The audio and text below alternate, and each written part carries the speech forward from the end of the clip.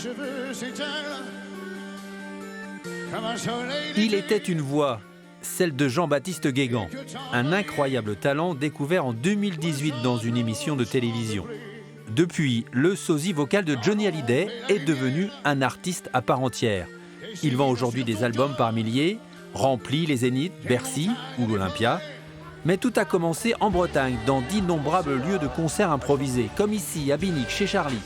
Dans ces petits bars bretons, l'artiste s'est construit et se sent d'ailleurs toujours chez lui, réveillant même un soupçon de nostalgie.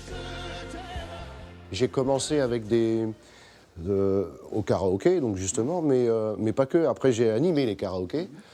Et après, on a fait des mariages, on a fait des comités d'entreprise, on a bourlingué toute la Bretagne comme ça. Mais je restais vraiment que en Bretagne.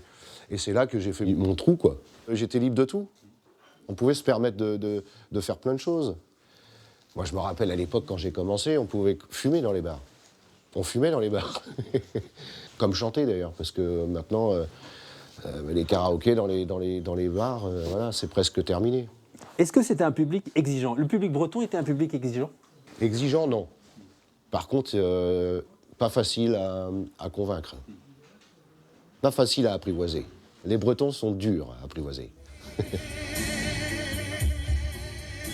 Et durant des années, Jean-Baptiste Guégan fut d'abord Johnny Junior, avant d'être adoubé par le parolier de l'idole des jeunes en personne, Michel Mallory. C'est d'ailleurs une relique qui symbolise aujourd'hui leur collaboration et leur complicité artistique. C'est une chemise qui appartenait à monsieur Johnny Hallyday. Donc ouais, on reconnaît le style, hein. C'est quoi, c'est une indienne? Ouais, c'est une indienne. C'est une indienne, ouais. Et il adorait ce côté indien, justement, les États-Unis, voilà, l'Amérique. Il l'a porté, bien sûr, et Michel Mallory m'a gentiment offert la chemise elle est dans son jus, qu'il a là. oublié. Oui, elle est carrément dans son jus, il y a même des traces de... Des trous de cigarettes? Oui, je crois, un peu. Mais je pense pas qu'elle a été lavée une fois, enfin bref. Et Michel m'a dit, écoute, ça, c'est Johnny, il l'a oublié chez moi, et ben écoute, je te l'offre. Voilà, c'est pour toi. Johnny Hallyday, la référence pour toute une famille qui baignait dans la musique, la passion assumée dès son plus jeune âge par le gamin de Bégard, à ses risques et périls, comme nous le raconte cette photo souvenir. Je me rappelle de tout le monde, absolument tout le monde. Et là en plus, j'avais un t-shirt de Johnny Hallyday. Voilà, déjà Johnny Hallyday. Déjà, oui. Ouais. Ouais, énorme. Déjà fan? Ouais. Ouais. Mais depuis tout petit, j'étais fan, oui. Pour moi, c'était important de montrer aux autres que j'aimais ça. J'étais considéré comme un extraterrestre. Bien sûr, j'ai vécu le harcèlement scolaire comme beaucoup. Mais à l'époque, on se défendait. Comment on se défendait? Ça se réglait avec les mains. Pour refermer son album breton, Jean-Baptiste Guégan a choisi de nous inviter sur la plage pour une partie de foot improvisée. L'autre passion de l'artiste, qui a dû s'arrêter la mort dans l'âme aux portes du centre de formation de l'En Avant de Guingamp.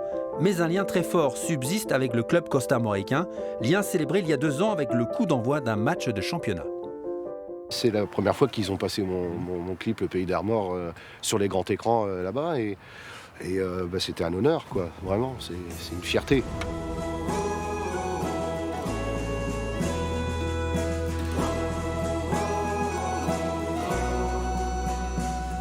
Et aujourd'hui, à chaque fois qu'il y a un match à domicile, il y a mon clip qui passe. On n'est pas au Roudourou, Jean-Baptiste, mais on est là, ici, sur la plage à Vinic. Le Pays d'Armor, qu'est-ce que ça pourrait donner? Le Pays d'Armor, ça donne ça. Écoute bien. Je suis un fils du vent, du ciel de l'océan, né de la terre où dorment mes parents. Je garde mes racines, chevillées au corps. Dans mon cœur bat très fort tout le Pays d'Armor. Dans mon cœur bat très fort tout le Pays d'Armor.